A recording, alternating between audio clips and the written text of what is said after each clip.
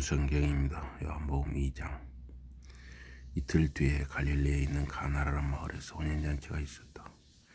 예수의 어머니가 거기에 계셨다. 그리고 예수와 그분의 제자들도 잔치에 초대를 받아 와 있었다. 포도주가 다 떨어지자 예수의 어머니가 예수께 포도주가 다 떨어졌다라고 말씀하셨다. 예수께서 대답하셨다. 어머님, 그것이 저와 무슨 상관입니까? 아직은 저의 때가 아닙니다. 예수의 어머니가 그 집 종들에게 말하였다. 무엇이든지 예수가 하라는 대로 하시오. 가까이에 돌로 만든 물 항아리 6개가 있었는데 각기 2세 동이들이 항아리였다. 유대 사람에게는 이런 항아리에 채워두었던 물로 몸을 깨끗이 씻는 의식이 있었다. 예수께서 종들에게 이르셨다. 저 항아리에 물을 가득 채워라. 종들은 항아리마다 물을 가득 채웠다. 예수께서 종들에게 다시 이르셨다. 이제 조금 떠서 잔치를 맡은 사람에게 갖다 주어라. 그들은 그대로 하였다. 잔치를 맡은 사람이 포도주로 변해 있는 물을 맛보았다. 물을 떠간 종들은 그 술이 어디서 났는지 알고 있었지만 그는 아무것도 모른 채 신랑을 불러냈다.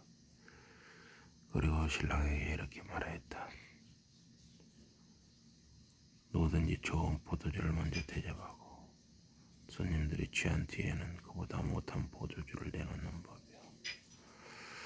그런데 그대는 가장 좋은 포도주를 지금까지 남겨두었구려.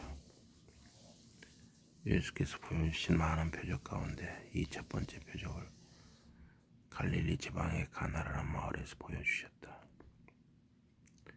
그분은 그렇게 하여 당신의 능력을 보여주셨고 제자들은 그분을 믿고 의지하였다.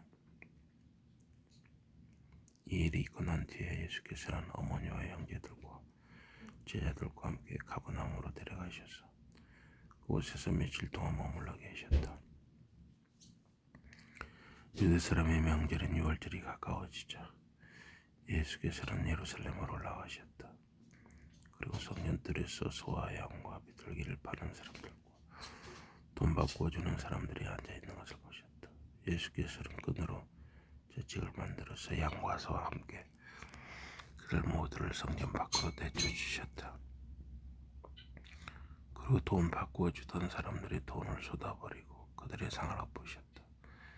예수께서 비둘기 파는 사람들에게 말씀하셨다. 이것들을 가지고 썩 나가거라. 너희가 감히 내 아버지의 집을 시장바닥으로 만들다니. 제자들은 성경에 기록된 말씀을 기억하셨다. 당신의 집을 향한 나의 열정이 나를 망하게 할 것입니다.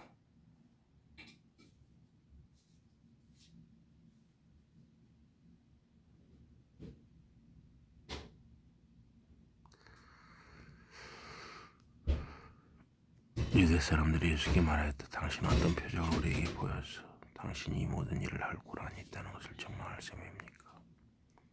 예수께서 대답하셨다. 이 성전을 무너뜨려라. 그러면 내가 사흘 만에 그것을 다시 일으키겠다. 유대 사람들이 대답하였다. 이 성전을 짓는데 46년이 걸렸소.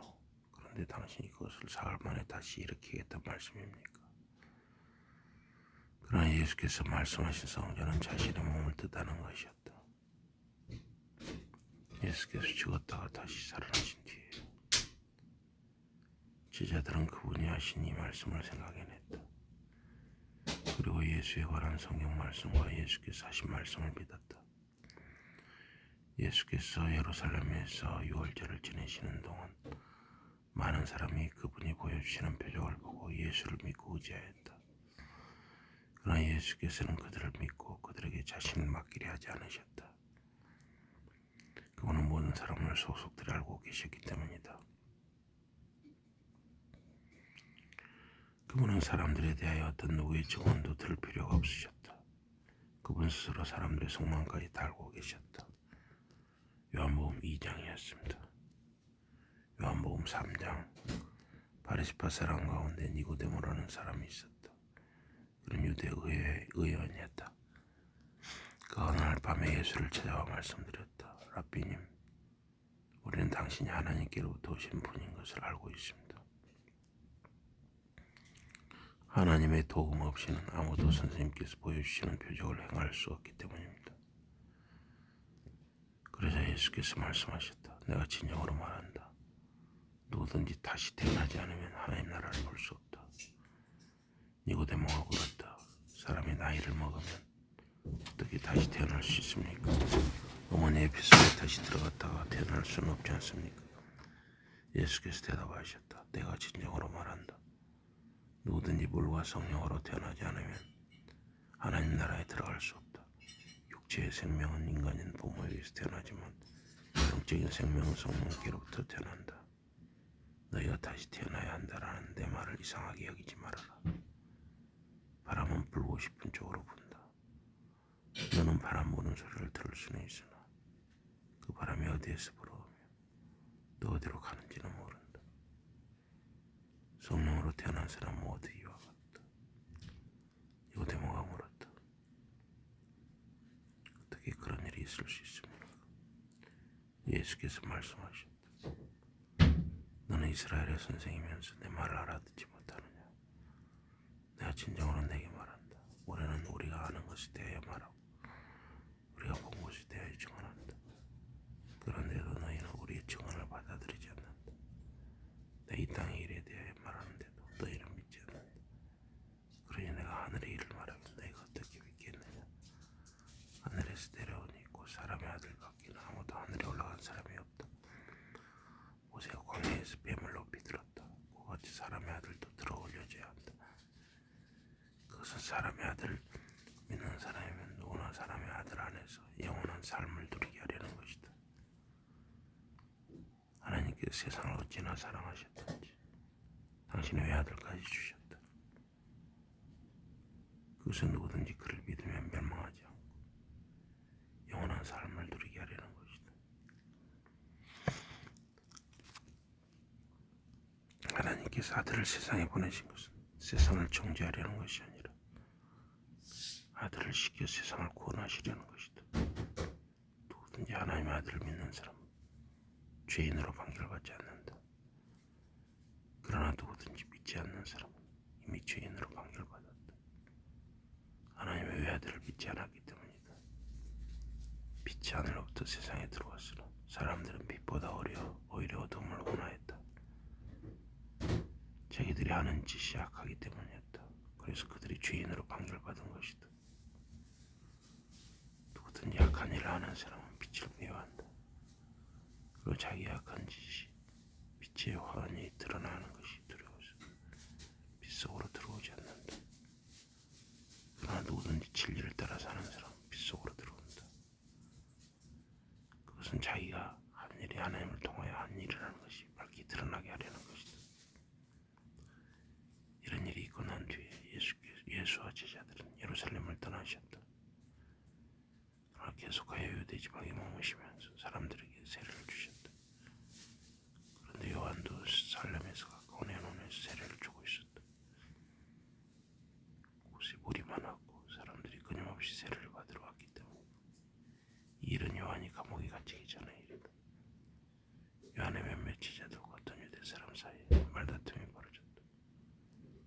그들은 깨끗이 씻는 의식을 두고 말다툼을 하였다. 그들이 요한에게 와서 말하였다. 선생님과 함께 있던 그 사람이 요단강 건너편에서 세례를 주고 있습니다. 선생님께서는 그 사람에 대하여 증언도 하셨습니다. 그런데 모두들 그 사람에게로 몰려가고 있습니다. 요한이 대답하였다. 사람은 오직 하늘이 주시는 것만을 받을 수 있다. 내가 이렇게 말한 적이 있다. 나는 그리스도가 아닙니다. 나는 하나님께서 그분의 길을 준비하라고 앞서 보내신 사람일 따름입니다. 너희야말로 내가 이렇게 말한 것을 증언할 수 있는 사람들이다. 신부를 차지하는 사람은 신랑이다. 신랑의 들러리를 서는 친구는 귀를 기울이고 있다가 신랑의 목소리를 들으면 기쁨에 넘친다. 나는 지금 그런 기쁨으로 가득 차 있다. 그분은 더욱 커지셔야 하고 나는 작아져야 한다. 위에 쏘시는 이는 모든 사람 위에 뛰어나시다. 땅에서 난 사람은 땅에 속하며 땅의 것을 말한다. 하늘에서 오시는 분은 모든 사람 위에 뛰어나시다. 그분은 직접 보고 들은 것을 증언하신다. 그러나 어느 누구도 그분의 증언을 받아들이지 않는다. 그분의 증언을 받아들인 사람은 하나님께서 참되시다는 것을 확증하였다. 하나님께서 보내신 분은 하나님의 말씀을 전한다. 하나님께서 그분에게 성령을 아낌없이 주시기 때문이다. 아버지께서는 아드님을 사랑하셔서 모든 것을 다스릴 권한을 아드님에게 주셨다. 그러므로 누구든지 아드님을 믿는 사람은 영원한 삶을 누린다. 그러나 누구든지 아드님에게 순종하지 않는 사람은 결코 영원한 삶을 누리지 못할 것이다. 그 사람 위에는 도리어 하나님 미친 누가 머물 것이다. 요한복음 2장과 3장이었습니다.